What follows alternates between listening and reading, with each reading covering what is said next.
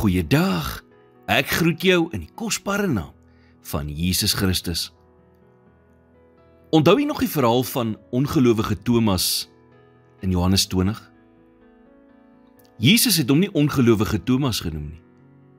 Hy het hom net Thomas genoem. Dit is ons wat hom daardie naam gegee het, omdat hy in Jesus se opstanding getwyfel het, toe hy die eerste keer daarvan gehoor het.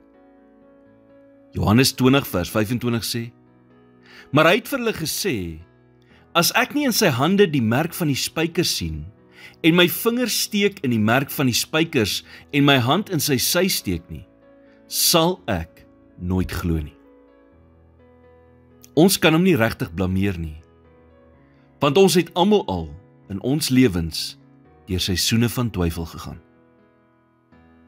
Maar onthou jy nog hoe Jesus gereageer het, toe hy uiteindelik Thomas gesien het nadat hy opgestaan het? Vers 26 en 27 sê, en Jesus het gekom, terwyl die deure gesluit was, en het in hul midde gestaan en gesê, vrede vir julle.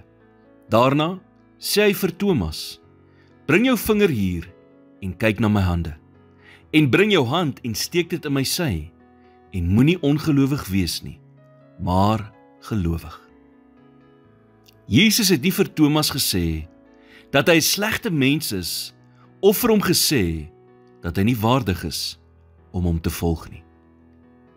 Nee, Jesus het hom die merke gewys. Jesus het vir Thomas aangemoedig, om op te hou twyfel, en te glo.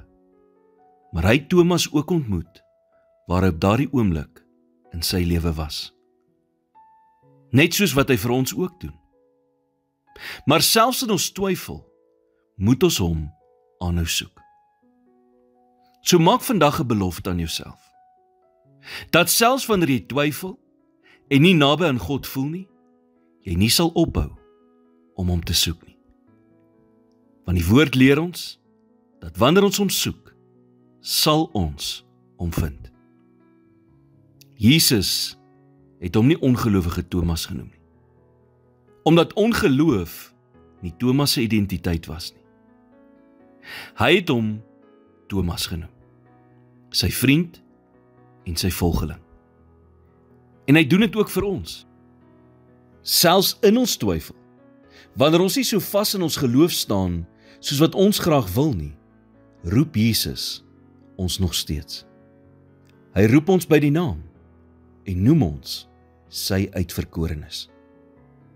Here, om te glo is nie altyd so maklik, wanneer ek verward is nie. En soos Thomas, wil ek ook soms bewys sê.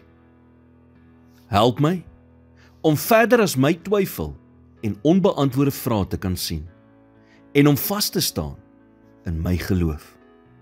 In Jesus naam bid ek dit. Amen.